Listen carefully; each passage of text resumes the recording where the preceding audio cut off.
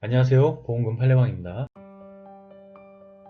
선착장에 경사로 인근을 걷다가 실족하여 해상으로 추락하였을 가능성이 있는 경우 전날 자살암시성 발언을 하였더라도 유서, 목격자, CCTV 영상이 없다면 자살사망보험금은 부책인지 여부에 대하여 서울중앙지법 2023 가단 5466452호 토대로 명확히 살펴보도록 하겠습니다.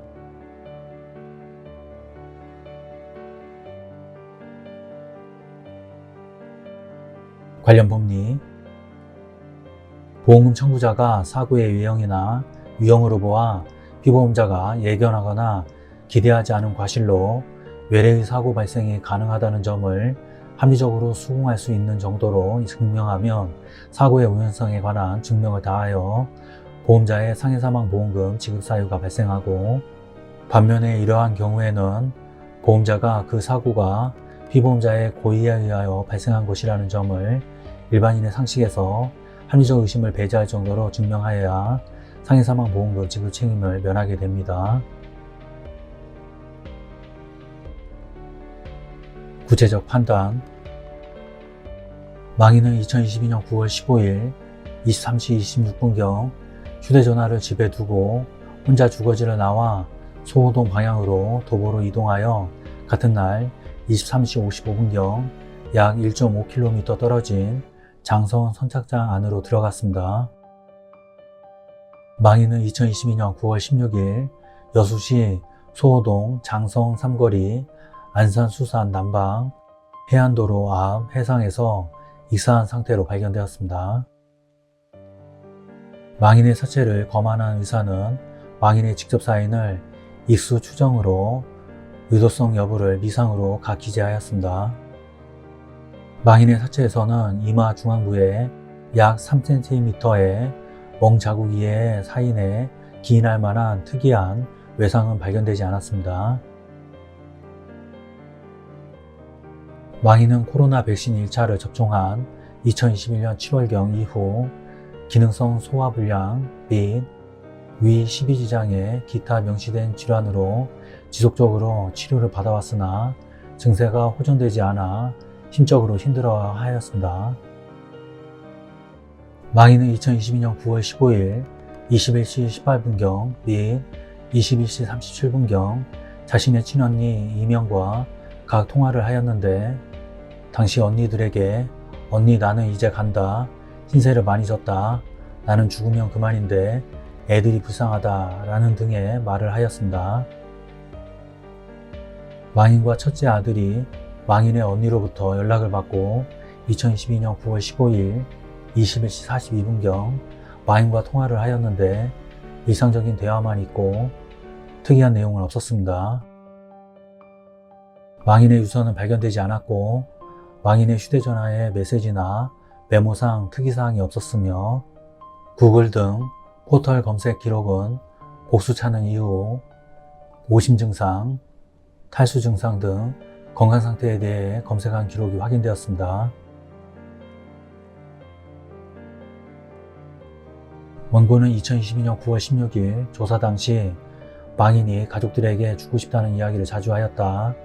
아마 망인이 작년부터 몸이 아파서 힘들어 하다가 안 좋은 선택을 했을 거라는 생각이 들어 부검을 원치 않는다 라는 등으로 진술하였고, 2022년 11월 5일 조사에는 망인이 심리적으로 많이 위축되어 있던 것은 사실이나 치료를 하면 되고 금전적으로 치료비에 대한 부담을 가질 필요는 없는 상태였다. 가족에 대한 미안함 때문에 한 말인지 실제로 그러려고 한 말은 아니라고 생각한다. 소호동 쪽으로 산책 겸 바다도 보고 하려고 갔다가 아마 미끄러지거나 해서 실족하여 해상에 빠져 사망한 것 같다 라는 취지로 진술하였습니다.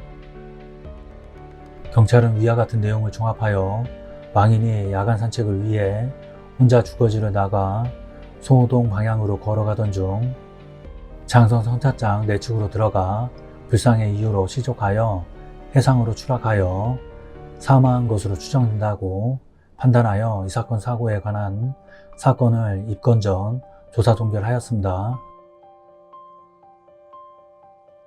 망인의 모습이 마지막으로 발견된 장성 선착장은 조석에 상관없이 물에 잠기지 않는 경사로가 있고 경사로에 계단이 설치되어 있으며 계단 아래에는 돌이 많이 있습니다. 망인의 자택 바닥에는 수개의 화분이 있고 화분 근처에 돌이 많이 놓여 있습니다.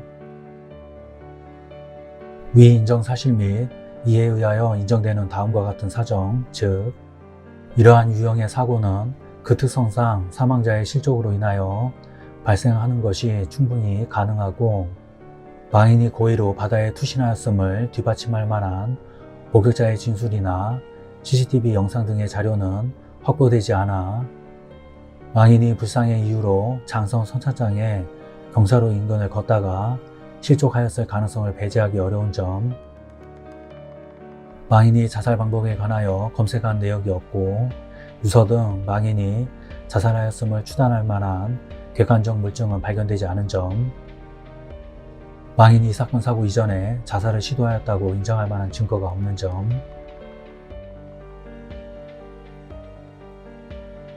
망인이 평소에 질환으로 힘들어했고 이 사건 사고 전날 자신의 언니들에게는 자살을 암시하는 말을 하긴 하였으나 직후에 성인인 아들과의 통화에서 일상적인 내용의 대화만 하였던 점,